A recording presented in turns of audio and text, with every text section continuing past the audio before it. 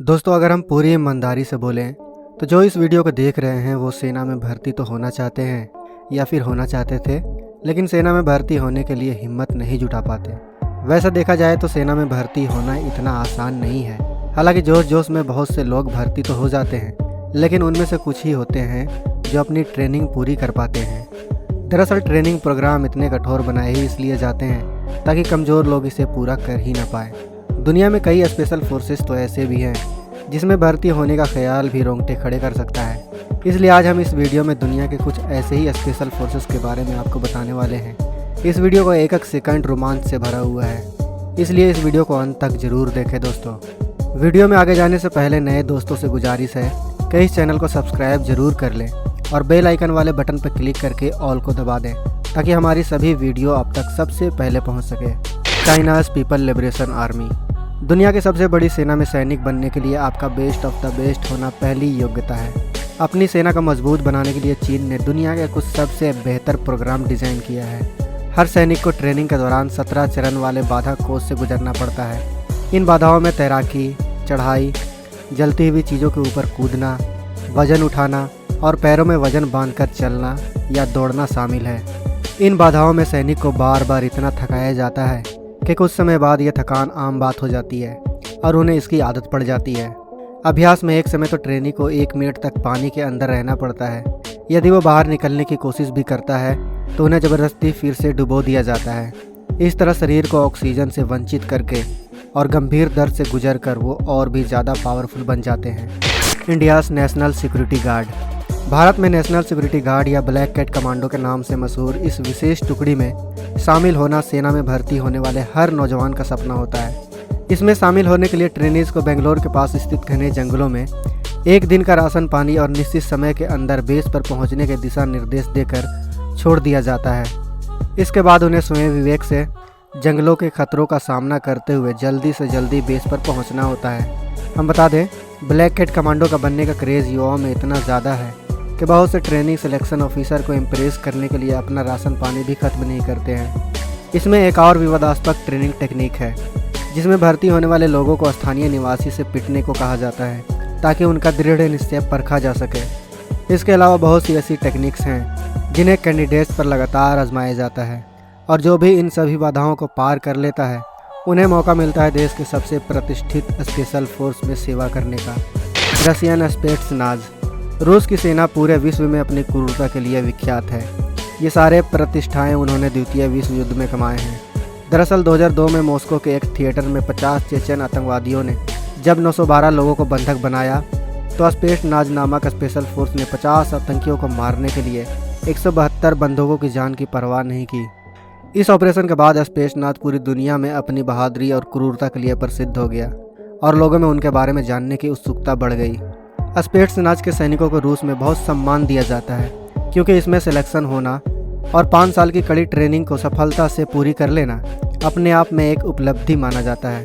Training के पहले 5 महीने कैंडिडेट को तबीयत से तोड़ा जाता है, फिर उन्हें नए सिरे से तैयार किया जाता है।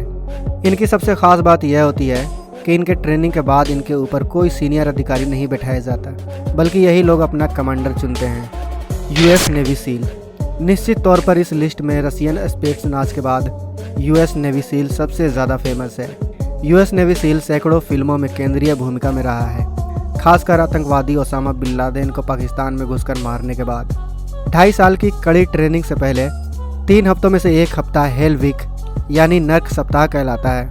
सिर्फ 4 घंटे की कुल नींद के साथ लगातार रात दिन कसरत और ड्रिल कराई जाती है, वो भी कीचड़ में लथपथ कंडीशन में। हर समय उनके ट्रेनर उनके सामने कॉफ़ी और डोनर रखकर उन्हें छोड़कर जाने के लिए भड़काते रहते हैं। इन सारे ट्रेनिंग को सिर्फ 25% लोग ही पूरा कर पाते हैं। बचे हुए लोगों को एक बार फिर कड़ी ट्रेनिंग मगर हेल वीक से थोड़ी आसान ट्रेनिंग से होकर गुजरना पड़ता है। हम आपको बता दें कि साल 2015 में ट्रेनिंग के दौरान 2 लोगों की डूबने से मौत हो गई थी, जिसके बाद से डॉक्टर हमेशा साथ में रखा जाता है। United Kingdom Gurkhas. Nepali Gurkha और ब्रिटिश आर्मी के बीच 200 साल पुराना इतिहास है और यह रिश्ता आज भी बदस्तूर जारी है। हर साल ब्रिटिश आर्मी नेपाल जाकर रिक्रूटमेंट ड्राइव करके सबसे बेस्ट टैलेंट ढूंढकर निकालती है। नेपाल में युवक सालों से इसकी तैयारी करते हैं। उन्हें पता होता है कि एक बार इसमें चुन लिया जाने के बाद उनके और उनके परिवार की ज़िंदगी सेट हो जाएगी। भर्ती होने की प्रक्रिया इतनी सख्त होती है कि पहली बार में शायद ही किसी का चुनाव होता है।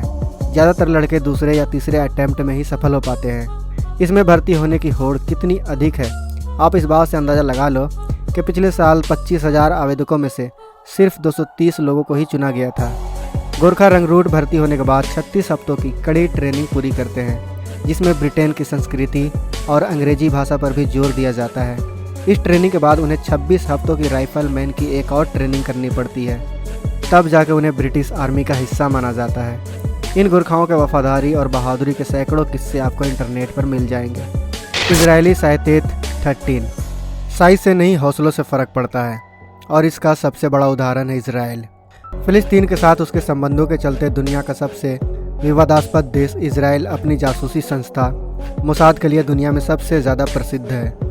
लेकिन जिसके बारे में लोग बहुत कम जानते हैं वह इसका स्पेशल फोर्स साइतेत 13। इस फोर्स का बस दुनिया को नाम ही मालूम है, बाकी कोई नहीं जानता कि इसमें कौन है और इसकी ट्रेनिंग कैसे होती है। पूरे इंटरनेट पर इसको लेकर कोई भी आधिकारिक वीडियो मौजूद नहीं है। दोस्तों, हम आपको बता दें कि इजराइल में सभी नागरिक को अनिवार्य रूप से सेना में ड्यूटी करनी होती है, और कहा जाता है कि उसी दौरान सबसे बेहतरीन लोगों को साइतेत 13 में चुना जाता है। साइतेत 13 की सबसे ख़ास बात यह है कि रिक्रूट को ट्रेनिंग के दौरान ही असली मिशन पर भेज दिया जाता है, ताकि उनको वास्तविक खतरों का आभास हो सके। South Korean special warfare command. ठंड से मरने वाले लोगों को बर्फ़ में इन सैनिकों को ट्रेनिंग करते हुए और मज़े करते हुए देखना असहज लग सकता है, लेकिन यह दक्षिण कोरिया की स्पेशल फोर्स में शामिल होने के लिए एक ज़रूरी अभ्यास है। पियांगचांग के पास 10 दिनों तक चलने वाले अभ्यास में 0 से लेकर -22 डिग्री तक तापमान और लगातार हो रही बर्फ़बारी के बीच व्यायाम, ढेरों अलग अलग एक्टिविटीज़ करते हैं, जिसमें बर्फ़ के पानी में नहाना भी शामिल है। प्रशिक्षकों को अगर लगता है कि ठंड बहुत कम है तो उन पर अलग से बर्फ़ डलवाई जाती है। उन्हें विशेषकर जमी हुई बर्फ़ पर लेटकर निशानेबाजी करवाई जाती है, ताकि उन्हें निशानेबाजी के दौरान शरीर को स्थिर रखने की आदत हो सके। India's para SF commando. Para special forces Bharat की ऐसी यूनिट है जिसे दुनिया की सबसे खतरनाक स्पेशल फोर्सेस में गिना जाता है। इस स्पेशल फोर्सेस की जड़ें द्वितीय विश्व युद्ध तक गहरी है। भारतीय सेना में पैराट्रूपर को दुनिया की सबसे खतरनाक स्पेशल फोर्सेस में रखा जाता है। यह स्पेशल फोर्सेस इतनी स्पेशल है कि इसके साथ जुड़ने के लिए पूर्व भारतीय क्रिकेट कैप्टन महेंद्र सिंह धोनी भी खुद को रोक नहीं पाए थे। महेंद्र सिंह धोनी टेरिटोरियल आर्मी के साथ बतौर लेफ्टिनेंट कर्नल जुड़े हैं। वह इसी पैरा फोर्सेस से अटैच्ड हैं। यह वही स्पेशल फोर्स है जिसने साल 2016 में उरी आतंकी हमले के बाद सर्जिकल स्ट्राइक को अंजाम दिया था।